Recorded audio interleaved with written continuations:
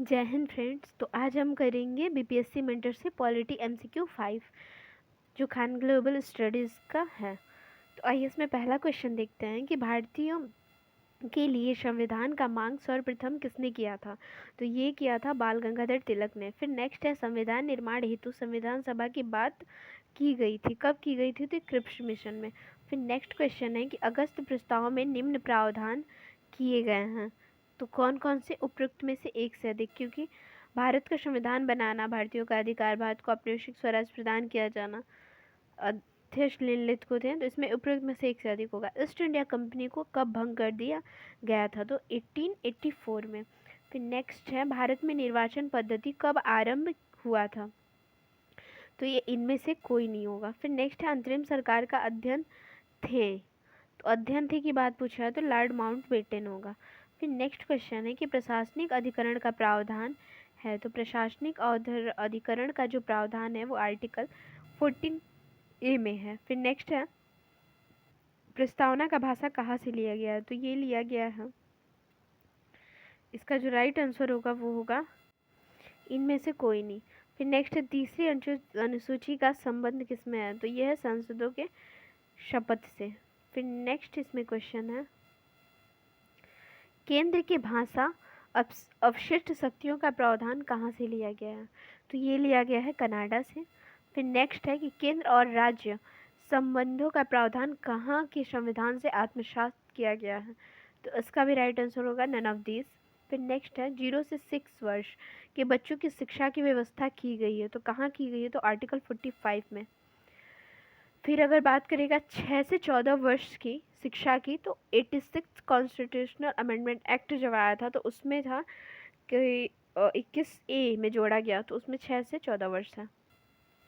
फिर नेक्स्ट है 30 नंबर कि निम्न में से कौन सा मौलिक कर्तव्य से संबंध है, तो इसका भी राइट आंसर होगा इनमें से मौलिक कर्तव्य से संबंध है, तो इसका जो राइट आंसर होगा डी, उपयुक्त में से एक से अधिक, क्योंकि 6 से 14 वर्ष के बच्चों की शिक्षा का अवसर प्रदान करना सामाजिक सांस्कृतिक का महत्व तो एक से अधिक होगा। फिर नेक्स्ट इसमें क्वेश्चन है कि राष्ट्रपति पर महाभियोग की प्रक्रिया कहाँ के संविधान से आत्मसात किया गया है, तो इसका जो राइट आंसर होगा वो भी होगा इनमें से कोई नहीं, नन ऑफ दिस। फिर नेक्स्ट है कि राष्ट्रपति, देखिए इसका यूएस से होगा महाभियोग का, बट इसमें ऑप्शन में नहीं दिया है ना, तो इसलिए नन ऑफ दीज रहेगा।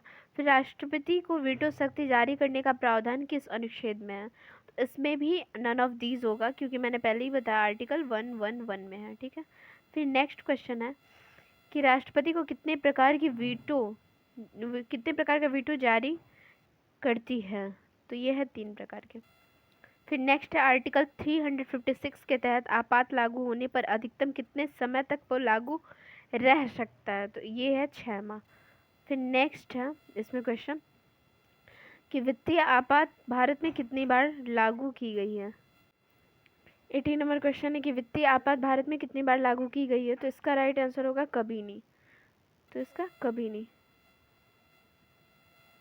फिर नेक्स्ट है कि भारत में कोई व्यक्ति कितनी बार राष्ट्रपति के पद पर चयन हो सकता है, वो तो अधिकतम कितनी बार चयन हो संविधान में निर्धारित नहीं है। फिर नेक्स्ट है कि भारत में राष्ट्रीय आपात की घोषणा हेतु लिखित सिफारिश मंत्रिमंडल का होना अनिवार्य, ऐसा प्रावधान है आर्टिकल 352 में। इसका राइट आंसर होगा सी होगा सी। फिर नेक्स्ट है महान्यायवादी के संबंध में कौन सा कथन सत्य है, तो वो भारत सरकार का वकील है, ये सत्य है। ठीक है। फिर नेक्स्ट क्वेश्चन है महान्यायवादी के निम्न अधिकार प्रदान किया गया है, वह संसद के किसी भी सदन में भाग ले सकता है, वह निर्णायक वोट दे सकता है, संसद के किसी भी सदन का सदस्य बन सकता है, तो इसमें होगा डी, उपयुक्त में से एक से अधिक। फिर नेक्स्ट है निम्न में से कौन भारत सरकार के विधिक अधिकारी हैं, तो इसमें भी जो राइट आंसर होगा वो होगा एक से अधिक, क्योंकि महान्यायवादी एडिशनल सॉलिसिटर जनरल और सॉलिसिटर जनरल भी होते हैं। फिर नेक्स्ट है भारत सरकार की कौन सी निधि पर राष्ट्रपति का अधिकार होता है, तो वो होता है एक से अधिक, संचित निधि, लोक नीति, आकस्मिक निधि, तो इसमें एक से अधिक। निम्न में से कौन भारत सरकार की सबसे बड़ी संसदीय समिति है, तो वो है प्राक्कलन समिति। अब हम स्टार्ट करेंगे पॉलिटी एमसीक्यू 6 बीपीएससी मेंटरशिप का। तो आइए देखते हैं इसमें पहला क्वेश्चन कि निम्न में से कौन अस्थायी कार्यपालिका का भाग नहीं है, तो वो कौन नहीं है, तो वो है सचिव। उसका राइट आंसर कौन सा होगा, तो वो होगा सचिव। फिर नेक्स्ट क्वेश्चन है इसमें, निम्न में से कौन का संगठन या संस्था राज्य के अंतर्गत नहीं आता है, तो इसमें होगा उपयुक्त में से एक से अधिक।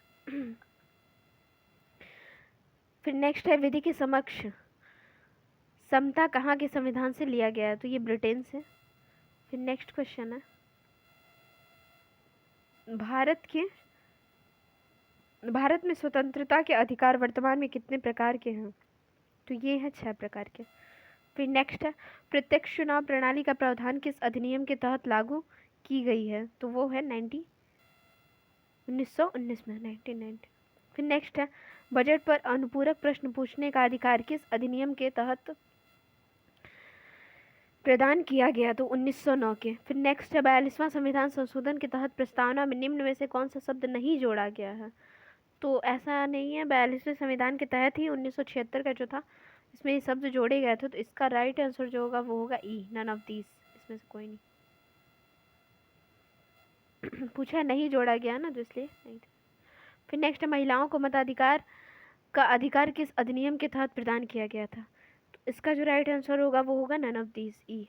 फिर नेक्स्ट है कि प्रस्तावना में कितने प्रकार की न्याय की बात की गई है, तो 3 प्रकार की। कौन कौन सी है, तो राजनीतिक न्याय, आर्थिक न्याय, सामाजिक न्याय। फिर नेक्स्ट है वोट देने का अधिकार कौन सा अधिकार है, तो इसमें भी होगा उपयुक्त में से एक से अधिक। फिर नेक्स्ट है न्यायपालिका को न्यायिक समीक्षा का अधिकार का शक्ति किस अनुच्छेद से प्राप्त होता है, तो आर्टिकल 13। फिर नेक्स्ट है निम्न में से किस अनुच्छेद में राज्य की परिभाषा दी गई है, तो इसमें भी होगा एक से अधिक, क्योंकि आर्टिकल 12 और आर्टिकल 36 दोनों ही होगा। फिर नेक्स्ट है कि राष्ट्रपति अध्यादेश जारी कर सकता है, तो इसमें भी एक से अधिक होगा। फिर नेक्स्ट है प्राकृतिक न्याय किस अनुच्छेद के से परिभाषित होती है, तो इसमें भी डी होगा, उपयुक्त में से एक से अधिक।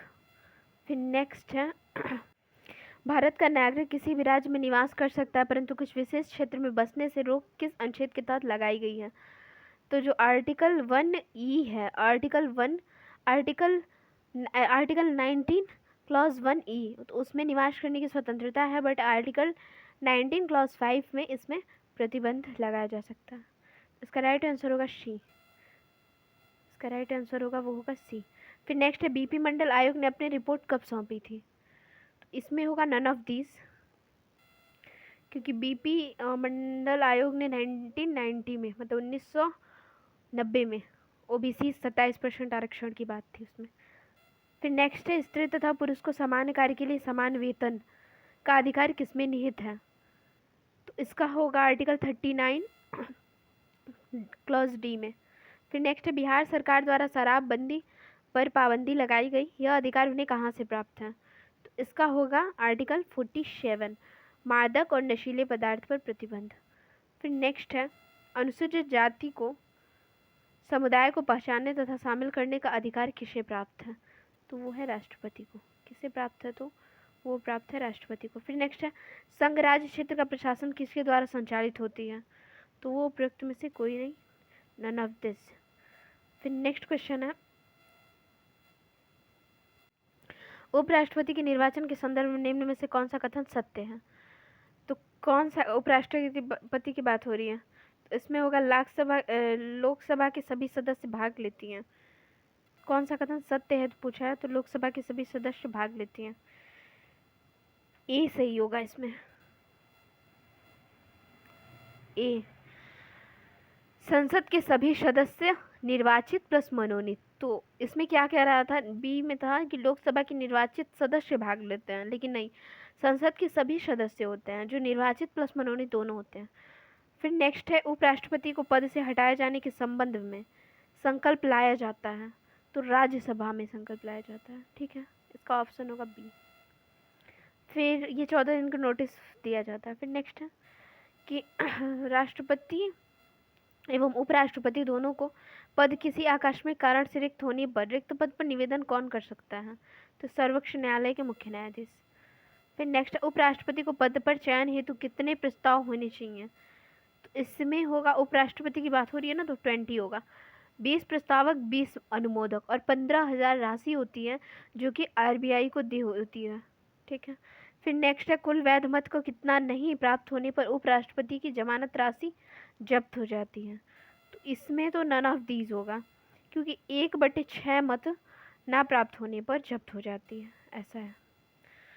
तो ये क्वेश्चन है, अगर कोई आंसर मतलब गलत लगे और इसका अगर आप उसको कमेंट बॉक्स में प्लीज़ बताइएगा।